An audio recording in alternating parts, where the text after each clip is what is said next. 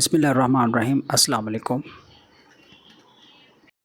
क्या आपने कभी सोचा है कि पाकिस्तान के पॉलिटिकल इश्यूज़ का हल सिर्फ चेहरों की तब्दीली में है या निज़ाम की तब्दीली में? अक्सर हलकों में कहा जाता है कि पार्लिमानी निज़ाम नाकाम हो चुका है और प्रेसिडेंशियल सिस्टम ही मुल्क को तरक्की की राह पर डाल सकता है। आज की वीडियो में हम इस सवाल का गहराई से तजिया करेंगे। क्या सदारती निज़ाम वाकई पाकिस्तान के लिए फ़ायदेमंद हो सकता है? दुनिया में दो बुनियादी तर्ज के जमहूरी निज़ाम राइज हैं।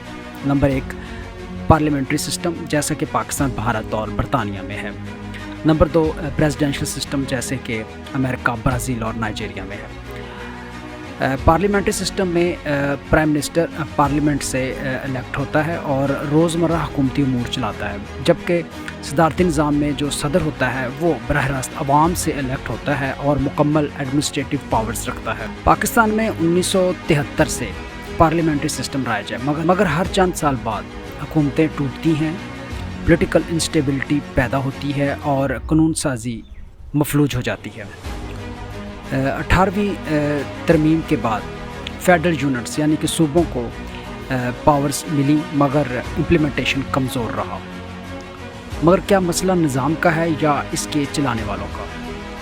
ये वो नुक्ता है जहाँ से बहस का आगाज़ होता है।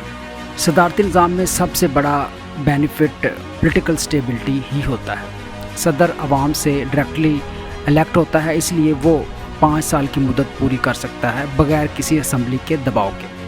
इस निज़ाम में डिसीजन मेकिंग तेज़ होती है, पॉलिसी में तसलसल रहता है और हुकूमती इदारे एक वाज़िया लीडरशिप के ताबे होते हैं। अमेरिका में कोविड-19 के दौरान सदर ने फौरी इक़दाम किए, जबकि पाकिस्तान में इक़दामात में तख़ीर हुई और इसकी वजह मिनिस्टर्स और एडवाइज़र के बदलना थी। मगर पाकिस्तान जैसे तनव्वुर रखने वाले, जहाँ पे मल्टी नेशनल किस्म के अक़वाम आबाद हैं, मुल्क में सदारती निज़ाम माजी में डिक्टेटरशिप की राह हमवार करता रहा है।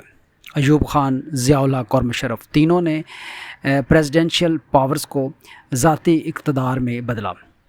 फेडरल यूनिट्स को ख़दशा होता है कि प्रेसिडेंशियल सिस्टम मरकज़ की इजारादारी यानी कि सेंट्रलाइजेशन ऑफ पावर को बढ़ाएगा और छोटे सूबे ख़ुद को गैर महफूज समझेंगे। यही वजह है कि बलूचिस्तान और सिंध में प्रेसिडेंशियल सिस्टम की मुखालफत हिस्टोरिकली की जाती रही है। प्रेसिडेंशियल सिस्टम कामयाब भी हो सकता है, जैसे अमेरिका, जहां इदारे मजबूत हैं, सेपरेशन ऑफ पावर्स वाज़ह है और अदलिया आज़ाद है। लेकिन नाइजीरिया में यही निज़ाम करप्शन, बदअनवानी और बदअमनी का शिकार है, क्योंकि वहाँ पे जो इदारे हैं वो वीक हैं। पाकिस्तान का मुवाजना अमेरिका से नहीं बल्कि नाइजीरिया या लैटिन अमेरिका से किया जाना चाहिए, जहां प्रेसिडेंशियल सिस्टम अक्सर नाकाम रहा है।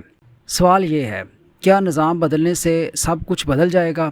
असल मसला गवर्नेंस यानी कि हुक्मरानी और इंस्टीट्यूशनल वीकनेस, करप्शन और अकाउंटेबिलिटी के फुकदान का है, चाहे सदारती निज़ाम हो या पार्लिमानी।